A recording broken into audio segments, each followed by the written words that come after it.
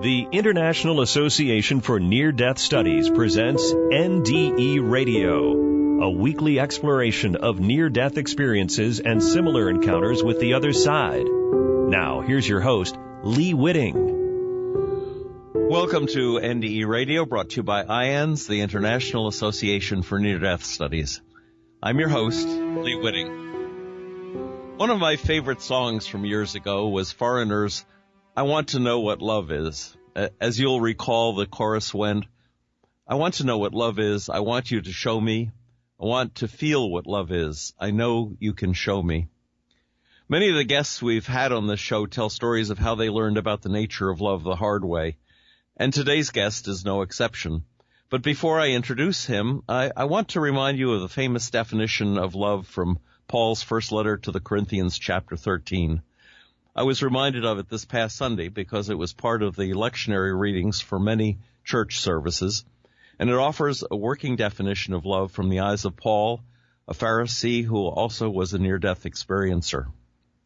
Paul said, if I speak in the tongues of mortals and of angels but do not have love, I am a noisy gong or a clanging cymbal. And if I have prophetic powers and understand all mysteries and all knowledge, and if I have all faith so as to remove mountains, but do not have love, I am nothing. If I give away all my possessions, and if I hand over my body so that I may boast, but do not have love, I gain nothing. Love is patient, love is kind. Love is not envious or boastful or arrogant or rude. It does not insist on its own way. It is not irritable or resentful. It does not rejoice in wrongdoing, but rejoices in the truth. It bears all things, believes all things, hopes all things, endures all things. Love never ends. But as for prophecies, they will come to an end. As for tongues, they will cease. As for knowledge, it will come to an end. For we know only in part, and we prophesy only in part. But when the complete comes, the partial will come to an end. When I was a child, I spoke like a child. I thought like a child. I reasoned like a child. When I became an adult, I put an end to childish ways. For now we see in a mirror dimly, but then we will see face to face. Now I know only in part. Then I will know fully, even as I have been fully known. And now faith, hope, and love abide, these three, and the greatest of these is love. Our guest today, Robert Caplan, MSW, had a near-death experience while serving on the USS Forrestal in 1956. Since then, he has studied and trained in secular psychotherapy, pastoral counseling, and hospice service, and is taught at all levels from kindergarten through college. He was a communications trainer for a national company, working with parents, teachers, clergy, therapists, law enforcement personnel, and executives in the United States and Canada. From 1992 to 1996, Robert taught adult development in the Transpersonal Counseling Psychology program at Naropa University in Boulder, Colorado. And since 2001, he has served as a volunteer chaplain at the Boulder Community Hospital. Robert, welcome to NDE Radio. Thank you. Good to have you here. And I thought, Robert, we should begin, if you would, by describing the terrible accident you were in all those years ago. Well, I was a plane captain on the flight deck of the USS Forrestal in 1957. I was not a pilot. I assisted the pilot, and I was responsible for the flyability of the aircraft. And on one given day, after 6 months of working as a plane captain, somehow I was pulled into the intake of my plane during the high power turn-up, and crashed into the turbine and was critically injured and basically died. I had no life signs when they pulled me out, and I was given last rites, and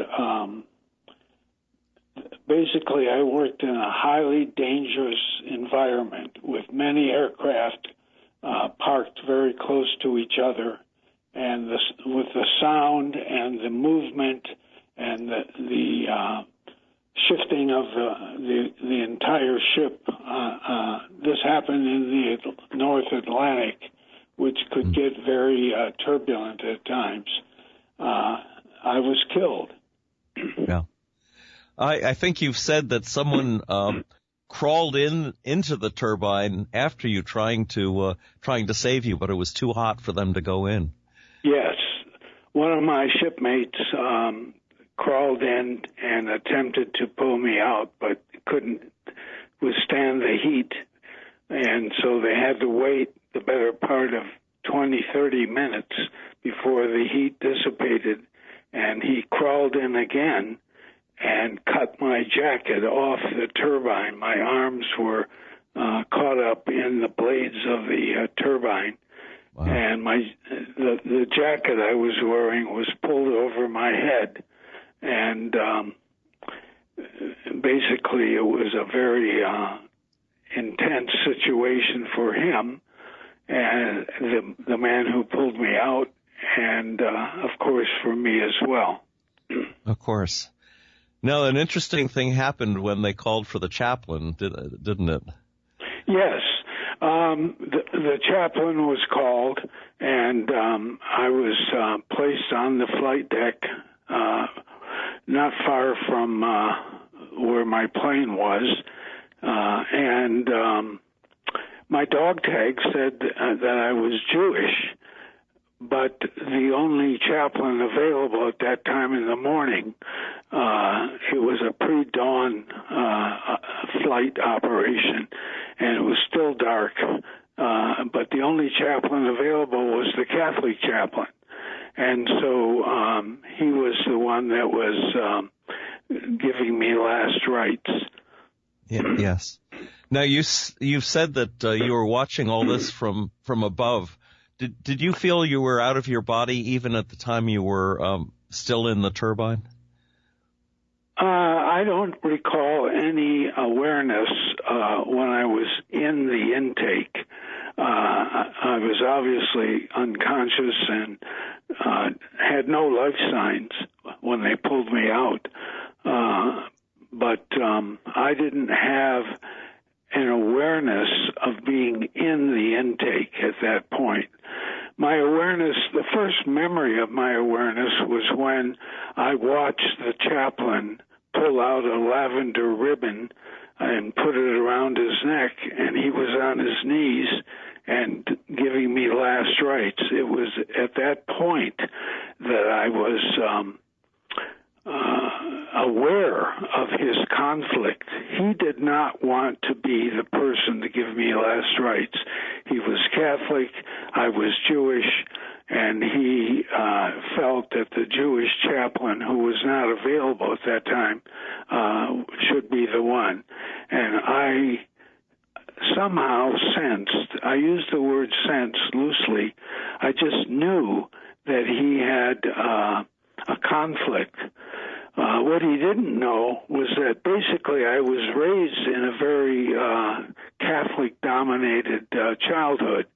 I was sent away to boarding schools as an infant, and this was due to the fact that my parents were divorcing and my mother couldn't take care of me because she had to work, so I was placed in Christian and Catholic boarding schools as an infant. And he was the right person to give me last rites, but he didn't know that. And yet you, and this is such an amazing part of your story, you were able to tell him, even though you'd been out of your body, that everything was okay. Describe that part of the story to us. Yes. I sensed his conflict, and he was in a great deal of conflict because he just didn't feel it was appropriate to give me last rites as a Catholic priest.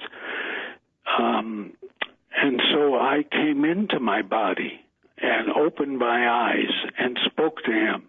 Well, I had no life signs, so when I spoke to him, he was stunned and had no words. He couldn't speak.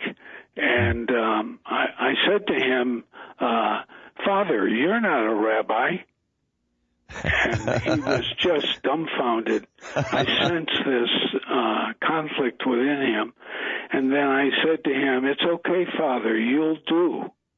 And he continued to give me last rites. Yes. There have been so many stories I've heard from people who've had near-death experiences. They're out of their body and they want so badly to be able to go back into their body and tell people that they're still alive, and they're not able to do it. And I think yours is the first time I've ever heard of an incident where the soul could re-enter the body and communicate something to the person who was helping them. Yes, and another part of this, which is important, was that when I spoke to the priest, the Catholic chaplain, I had absolutely no pain. There was no sense that I was injured or anything. It was a direct communication of what I felt was the conflict within him. And somehow I came forward to assure him that he was fine. He was the right person. And he was the right person. Mm. I think you said, and this is interesting too, you felt like you were, as you were out of your body, you felt like you were a light shining down on your body and on the priest. Yes. It's very, very difficult to put into words the experience. But I was, people have often asked me if I saw the light. Excuse me one sec. Sure. And I tell them, no, I didn't see the light, that I felt that I was the light. And when I use the word felt, I don't really mean that. It was a direct experience that didn't really lend itself to a description. I was the light speaking. Hmm. And the fact that you were able to do this and let the priest know that you were still there was enough to really save your life, because otherwise they'd have assumed you were dead and would have just not tried to resuscitate you. Well, what happened was they took me down to sick bay, which is a fully modern operating room aboard this ship, which was only a year or so old. It was a state-of-the-art medical facility, and I had no life signs when they took me down to sick bay, but Father Fitzpatrick told them that I had spoken to him, and that on the strength of that, they attempted to resuscitate me, but they couldn't. And so they called Father Fitzpatrick again to come down and give me last rites a second time, which he did. And after that, they did resuscitate me, and I had, I eventually was stabilized, but I was in tremendous critical condition with many fractures, and it was quite an ordeal. Mm-hmm. I did have pain. My first memory of pain was when they took me down to X-ray. They took me out of the operating room to X-ray, and two corpsmen proceeded to try to assess through X-ray the extent of my injuries, at which point I came into a lucid awareness of what they were doing. I was very angry and very much in pain, and I went in and out of consciousness, but I recall the intense pain that I had. Were you angry because of the pain, or What made you angry at that point? I was angry because of the way they were handling my body. I was on a very hard X-ray surface, and they had to take extensive X-rays of my body, so they were moving me around probably as gently as they could, but it was very, very painful, and so I was angry at them for how they were handling me. I think you told me that you were the first person ever to survive an accident of this sort, being sucked into a jet turbine. At the time, it was true. This was a single-engine fighter plane that had 7,000 pounds of suction at full power, and nobody had survived at that level from an injury similar to mine. Most people it was very rare back in 1957. It was probably only a couple other incidences, but they said I was the first person to survive under the same circumstances of that type of plane, a single-engine plane with tremendous suction. Wow. Now, you told me that you didn't really have a classic life review, but that you had something quite like it. Yes. Watching them work on my body in the operating room at sick bay, I was fully aware that I was watching my body, but I had no attachment to it. I knew it was almost like I was looking at a costume, and I was out of the costume. But I forgot your question had to do. Say it again. Your question. about life review. Yes, I didn't have what is often cited as a life review, going over events of my life. What I had was a kind of a gestalt, a summary of my totality of my life at that point. And the words that emanated from this awareness was that I am the love I seek. Mm. And that was the way that this awareness manifested in words, but it was a direct knowing of, you might say, my reason for being in the physical, in the physical world, was to realize that I already was the love that I was seeking. As a child, I was not really part of a stabilized home. I was an institutional child and didn't really come back and live with my mother until I was 6 years old. And then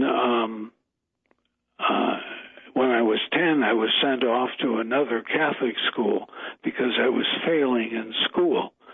And my mother believed in the Catholic tradition because she had studied music as a high school girl at a very esteemed high school that had a music program in the city of Detroit. And after that, when she graduated, she went to a Catholic seminary to study music at an advanced level. So she had a certain reliance on the procedures and caring and the structure of the Catholic environment. I'm going to ask you a theological question now, because the phrase, I am the love I seek, is such a powerful phrase. It also incorporates I am, which is the way God described himself to Moses, and also the fact that you saw yourself as the light shining down on your body and on the priest. How do you understand that phrase, I am the love I seek?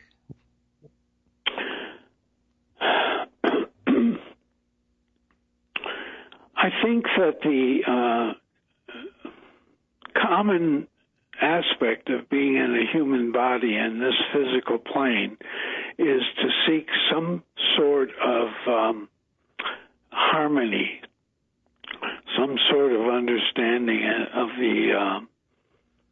the reason for being physical. In my case, it was an attempt to be included, to be in control, and to have affection. And so my early life was about just those three things: to be included instead of being in this very institutional kind of setting where none of the kids were really seen. They were cared for, but not necessarily seen. And my early development had to do with trying to control my life and do the right things and not be ostracized, because I wanted the affection. And the statement of "I am the love I seek" was some sort of a composite awareness of the purpose that I was in this life. It was a struggle, but it also contained all the elements necessary for me to be fulfilled. As harsh as it was a statement that goes beyond my intellect, really. Speaking about it in words is very familiar, but it really wasn't about the words. It was about the direct knowing, and it didn't really involve the intellect at all. But I used the words, and the words came to me just that way. I am the love I seek, because I could understand it throughout my life as a loop, like a circle. That the I am, which is very important words in Scripture, which is very meaningful to me. You know, the whole Christian tradition was very important to me. And those words, "I am the love I seek," it's as if I was being shown or somehow a direct experience of that truth. But it wasn't a truth that I could use to what I would call circumvent some of the episodes in my life that followed. It was within me, but I still struggled for a long time until I reached the point where I recognized in a conscious way the near-death experience and how powerful it was in affecting my heart. When I heard that phrase from you the first time, that "I am the love I seek," what flashed through my mind was the idea that perhaps we're channels for God's love, and that the clearest times in our lives when we can best express that, it might be at the time you were out of your body, for example, and felt that you were the light shining down. But during ordinary life as well, we can be channels for God's love, and that would make us part of the I am. Yes. Anyway, that was just my take on it when you told me that. Expand a little on the idea of the circle that you mentioned. Well, the circle has no beginning and no ending. And it contains an image, a symbol of what I feel is the nonlinear, direct experience of life itself. You know, we function in a cause and effect belief system, at least here in the West. The Western psychology, which I studied extensively, is rooted in cause and effect, and at the higher frequencies of realities, it's all happening at once, And that is very difficult for us to comprehend, that the beginning of our life could be simultaneous with the end of our life. And the circle, to me, I often get images of what I would call illuminated awareness. We come through the birth canal, which when it opens is a circle. I was pulled into a jet intake, which was a circle. And, the body itself is made up of not so much circles, but spheres. It's easier to draw a circle than it is a sphere. But from what we've been told through science, everything is made up of molecules and atoms, and they're always drawn as spheres in relationship to each other.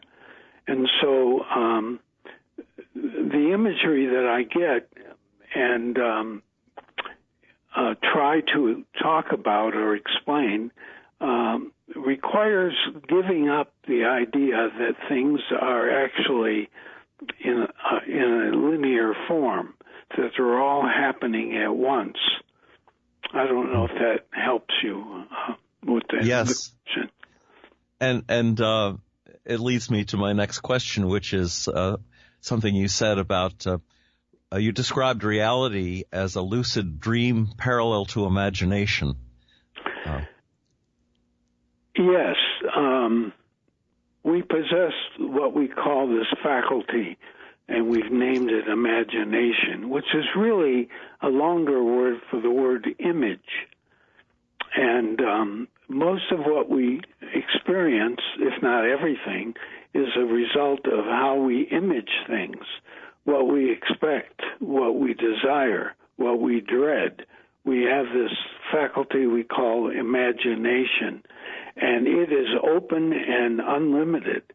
But we often, through our conditioning and our journey, which is a spiritual journey in the physical sense, it's a simultaneous dynamic of being a spiritual being within a form, a body that has a culture and different.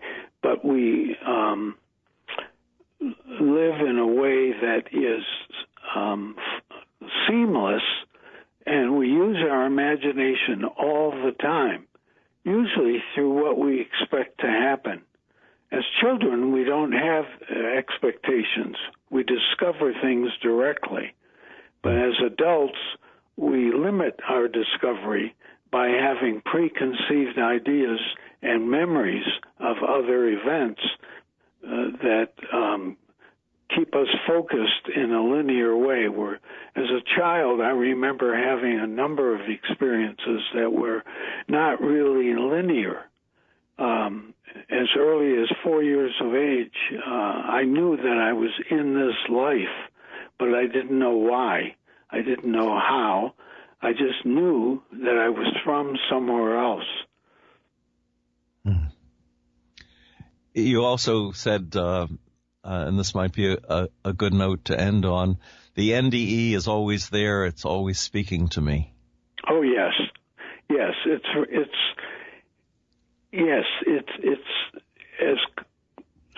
as frequent and common in my awareness as taking a breath, inhaling and exhaling. I'm never more than seconds away from having some reference to being in this life in some sort of a cosmic way, way beyond my intellect to understand it. I think that my conditioning has been attached to wanting to understand things, but I cannot figure life out. So to me, life is experienced directly, but it can be complicated by thinking and trying to use linear thought and concepts. You know, we've been enculturated to think about things, and yet the thinking itself is present and automatic. It's just inherent within what we could both call the I am. Yes. Well, Robert, unfortunately, we are out of time for today. Robert, tell listeners how they can find your website. My website is Robert Caplan, HFC, which stands for High Frequency Communications. So it's Robert Caplan, HFC.com.